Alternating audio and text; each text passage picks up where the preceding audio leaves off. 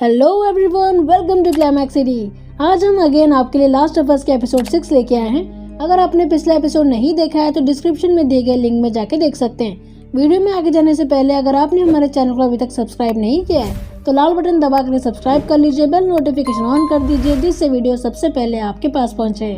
So without wasting any more moment अब series देखते हैं। एपिसोड 6 की शुरुआत में हमें पिछले एपिसोड का लास्ट सीन दिखाया जाता है जहां हेनरी सैम को गोली मारता है। उसके बाद हम 3 मंथ्स आगे आते हैं। इस सीन में हम देखते हैं कि पूरा एरिया बर्फ से ढका हुआ है और एक आदमी रैबिट्स को मार कर अपने घर आता है, जहां उसकी वाइफ चेयर में बैठ के आंखों से इशारा करती है कि यहाँ कोई है। इसलिए वो आदमी अपना हंटिंग का हथियार रखता है और तभी हम जोल का आवाज सुनते हैं जो उसे गन रखने के लिए कहता है। हालांकि जोल उन्हें कोई नुकसान नहीं पहुंचाता, इसलिए वो भी आपस में नॉर्मल होने लगते हैं। इसी बीच एली भी नीचे उतर के आती है। जोल उनसे अपने भाई के बारे में पूछता है और मैप में करंट लोकेशन बताने के लिए कहता है। प्लस वो ये भी पूछता है कि वेस्ट साइड कैसे जल्दी पहुंच सकते हैं। इस पे वो कपल्स आंसर करते हैं कि वेस्ट में जाने के लिए रिवर क्रॉस करना पड़ता है, लेकिन जो भी रिवर क्रॉस किया वो आज तक जिंदा लौट के नहीं आया, सिर्फ उनकी लाश यहीं बाहर आई है, इसलिए हम उसे रिवर ऑफ डेथ कहते हैं और शायद तुम्हारा भाई भी अभी तक मर चुका होगा। इस पे एली फायरफ्लाइज के बारे में बताती है और उन्हें कहती है कि वो दोनों किसी से नहीं डरते, लेकिन वो दोनों कपल्स उनका मजाक उड़ाने लगते हैं। दूसरी तरफ अपने भाई और रिवर ऑफ डेथ के बारे में सुनकर जोल काफी अनकंफर्टेबल होता है और मैप वगैरह लेकर बाहर आ जाता है कि तभी ठंडी हवा के कारण जोल को सांस लेने में तकलीफ होती है। इतने में एली आती है और जोल को ऐसे देखकर घबरा जाती है, बट जोल नॉर्मल होता है और वो दोनों रिवर ऑफ डेथ की तरफ चल पड़ते हैं। रास्ता काफी लंबा था, प्लस बहुत ज्यादा ठंड था। कुछ देर चलने के बाद वो ऊपर से रिवर की ओर देखते हैं। अब क्योंकि अंधेरा होने वाला था इसलिए वो कैंप लगाते हैं और एली उन कपल्स के घर से रैबिट चुरा कर लाई थी, इसलिए वो उसे खाते हैं और ड्रिंक करते हैं। जोल और एली कुछ देर नॉर्मल बातें करते हैं, जहां एली बताती है कि उसने सैम को बचाने के लिए अपनी हाथ काटी थी। इस पे जोल इरिटेट होता है और एली को समझाता है कि वैक्सीन जरूर काम करेगा, क्योंकि एली सैम को नहीं बचा पाई थी, इसलिए वो वैक्सीन को लेकर श्योर नहीं थी। सुबह हो जाता है और हम देखते हैं कि जोल नींद में कुछ बड़बड़ाता है और सडनली नींद से जगता है, जहां उसके सामने एली गन लेके खड़ी रहती है। एली जोल को बताती है कि उसने ट्रैक चेक किया है और उसे हाई ग्राउंड मिला है। देन वो वापस आके जोल की रखवाली कर रही थी। ये सुनकर जोल नाराज होता है और एली को अगली बार उसे उठाने को कहता है ताकि वो दोनों सेफ रह सके और उन्हें कुछ ना हो।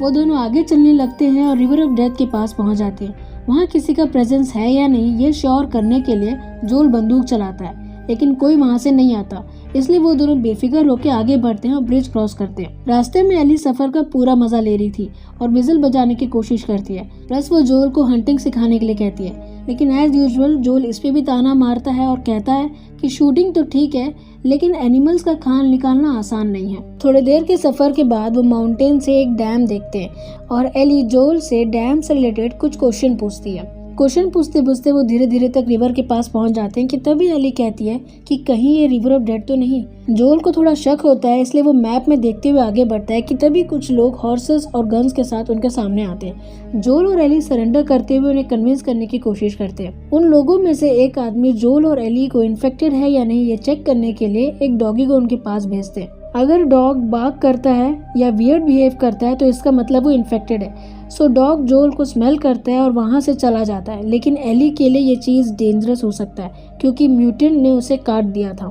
डॉग एली को देखकर थोड़ा वियर्ड बिहेव करता है जिससे जोल भी डरने लगता है, लेकिन अगले ही बार सरप्राइजिंगली डॉग एली के साथ खेलने लग जाता है कि तभी एक वुमेन उनका नाम पूछती है और वहाँ आने का पर्पस पूछती है। जोल अपना नाम बताता है और टॉमी के बारे में पूछने लगता है। सीन शिफ्ट होता है और हम देखते हैं कि जोल और एली हॉर्स में बैठ के उनके साथ जाते हैं, जहाँ एक छोटी बस्ती रहता है। गेट के सामने कुछ लोग गार्ड करते रहते हैं और जैसे ही वो अपने लोगों को आते हुए देखते हैं वो गेट खोल देते हैं। जैसे ही गेट खुलता है तो हम देखते हैं कि 200 से 300 लोग वहाँ होते हैं, उनमें से कुछ बच्चे और कुछ बूढ़े होते हैं। जोल थोड़ा आगे बढ़ता है और अपने भाई को कुछ काम करते हुए देखता है और जोर से उसका नाम बुलाता है। जोल की आवाज सुनते ही टॉमी भागते हुए उसे गले लगाता है। उसके बाद हम देखते हैं कि जोल, एली, टॉमी और वो वुमेन जिसका नाम मरिया होता है रेस्टोरेंट में खाना खाते हैं। एली थोड़ा इरिटेट रहती है और अपना गन वापस देने के लिए कहती है, लेकिन मरिया उसे मना करती है। इस पे एली काफी गुस्सा होती है और उन ओल्ड कपल्स के बारे में बताती है जिनका मानना था कि मरिया और उसके लोगों को मारकर नदी में फेंक देते हैं। इस पे मरिया कहती है कि कुछ लोग उनके खिलाफ हैं, इसलिए जब भी उनके सामने डॉग भेजा जाता है तो वो डरकर भाग जाते हैं। टॉमी कहता है कि हमें ये इसलिए करना पड़ता है ताकि हमारे लोग यहाँ सेफ रह सके। जोल टॉमी से अकेले बात करना चाहता था, इसलिए मरिया को थैंक यू कहता है और कुछ मोमेंट्स मांगता है ताकि वो अपने फैमिली के साथ यानी टॉमी के साथ बात कर सके। इस पे टॉमी कहता है कि मरिया भी अब हमारी फैमिली मेंबर है। ये सुनकर जोल काफी नाराज होता है और टॉमी ये बात समझ गया था, इसलिए सिचुएशन को हैंडल करने के लिए वो टाउन का टूर करवाता है। मरिया उन्हें प्लेस के बारे में सारी बातें बताती है कि कैसे साल पहले ये जगह बना।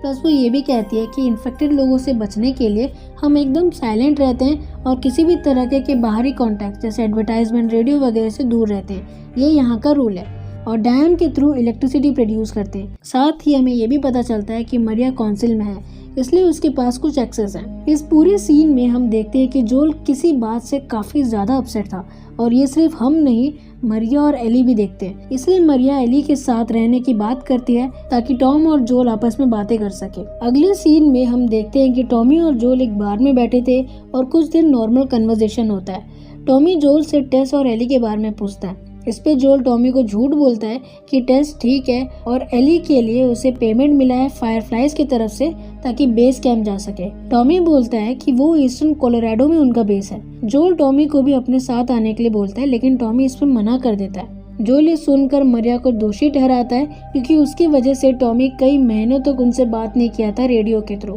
दोनों के बीच में काफी बहस हो जाती है और गुस्से में टॉमी बोलता है कि मरिया प्रेग्नेंट है और मैं एक अच्छा डैड बनना चाहता हूँ। ये बात जोल को काफी ज्यादा हिट कर दिया था और वो वहाँ से सप्लाईज वगैरह लेकर कल सुबह जाने की बात कहता है। अगले सीन में हम देखते हैं कि जोल वहाँ से बाहर आ जाता है और अचानक से फिर उसे सांस लेने में तकलीफ होती है। प्लस वो एक लड़की को देखकर अपनी बेटी सारा को याद करने लगता है। यहाँ दूसरी तरफ एली मरिया के किसी घर में रहती है जहाँ वो फ्रेश वगैरह होती है। देन उसके बाद हम देखते हैं कि वो मरिया के दूसरे घर में जाती है। घर में कोई नहीं रहता, इसलिए वो यहाँ वहाँ घूमने लगती है कि तभी उसे केविन जो मरिया का बेटा था और सारा का मेमोरियल दिखता है जो टॉमी ने बनाया था। इसी बीच मरिया एली के लिए कपड़े और शूज वगैरह लेके आती है। प्लस एली को चेयर में बैठाकर उसका बाल कट करती है। बातचीत के दौरान एली को सारा के बारे में पता चलता है। प्लस हमें मरिया ये भी बताती है कि टॉम और जोल लोगों को मारते थे लेकिन अब नहीं, इसलिए भरोसा सही इंसान में करनी चाहिए। ये कहकर मरिया एली को लेकर मूवी दिखाने जाती है। थिएटर में एली बच्चों के साथ बैठकर मूवी देखती है लेकिन उसे बहुत बोर लगता है, इसलिए वो वहाँ से उठकर बाहर जाती है और जोल को खोजने लगती है। दूसरी तरफ जोल एक छोटी जगह में बैठकर अपना शू ठीक कर रहा था कि तभी वहाँ टॉमी आता है और उसके लिए नया शूज लेके आता है और अपनी बातों के लिए सॉरी बोलता है। बातचीत आगे बढ़ती है और जोल टॉमी को सारी बातें बताता है जैसे टेस्ट के बारे में और एली के इम्यून होने की बात भी बताता है। फिर टॉमी काफी हैरान हो जाता है लेकिन जोल उसे समझाता है और एली का ख्याल रखने के लिए बोलता है क्योंकि वो एली को नहीं बचा पा रहा था सही से। जोल टॉमी को सैम, ब्रायन और डॉग वाले इंसिडेंट के बारे में बताता है और खुद को काफी ज्यादा वीक समझता है। जोल की यह हालत देखकर टॉमी को बहुत बुरा लगता है, इसलिए वो एली को अपने साथ रखने की बात करता है। प्लस वो जोल से ये भी प्रॉमिस करता है कि वो एली के इम्यून होने की बात मरिया से नहीं कहेगा। उसके बाद हम देखते हैं कि जोल एली के कमरे में जाता है और टॉमी के साथ रहने के लिए कन्विंस करता है, लेकिन एली टॉमी और जोल की बातें सुन लेती है, इसलिए वो काफी ज्यादा नाराज थी और उसके साथ रहना चाहती थी क्योंकि एली को ऐसा लगता था कि वो जिस किसी के साथ भी प्यार करती थी या केयर करती थी वो उसे छोड़ के चले जाते थे। लेकिन जोल मना करता है और दोनों के बीच में बहस हो जाती है। जोल दोनों का रास्ता अलग है ये कहकर वहाँ से चला जाता है, प्लस सारा को याद करने लगता है। अगले सीन में हम देखते हैं कि टॉमी एली के कमरे में जाता है जहाँ पे वो देखता है कि एली बैग वगैरह लेके रेडी रहती है। एली और टॉमी दोनों स्टेबल्स में जाते हैं जहाँ जोल जाने के लिए हॉर्सेस को रेडी करने लगता है। एली ये देखकर काफी शॉक होती है और उसे पूछती है कि क्या तुम मुझे यहाँ गुड बाय बोलने के लिए आए हो। जोल एली से कहता है कि हम यहाँ से जा रहे हैं लेकिन फिर भी एक बार सोच लो, तुम टॉमी के साथ खुश रह सकते हो। बात पूरा होने से पहले ही एली जोल को अपना बैग थमाती है और चलने के लिए कहती है। वो दोनों आखिरी बार टॉमी को देखते हैं और खाने पीने की चीजें लेकर घोड़े में बैठकर चले जाते हैं कोलोराडो की तरफ। कुछ देर सफर के बाद वो अपना हंटिंग प्रैक्टिस करते हैं और एली निशाना लगाना सीखती है।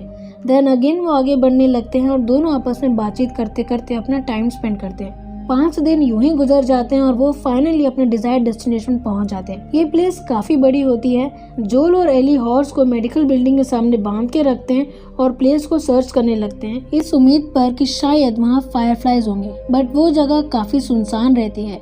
सर्च करने पर बिल्डिंग के बाहर कुछ सामान मिलता है जो ये बताता है कि पहले यहाँ डॉक्टर्स रहते थे। एनीवे, जोल और एली सर्च करते करते बिल्डिंग के ऊपर भाग में आ जाते हैं कि तभी उन्हें बिल्डिंग के नीचे कुछ लोगों की आवाज आती है। वो दोनों तुरंत बिल्डिंग के बैक डोर से निकलकर हॉर्स के पास जाते हैं, बट अनफॉर्चुनेटली एक आदमी उन्हें देख लेता है और जोल पे हमला करने लगता है। जोल उसका गला दबाकर मार लेता है, बट वो पर्सन उसे पेट में हमला कर देता है, जिससे जोल जख्मी हो जाता है और उसके पेट से खून निकलने लगता है।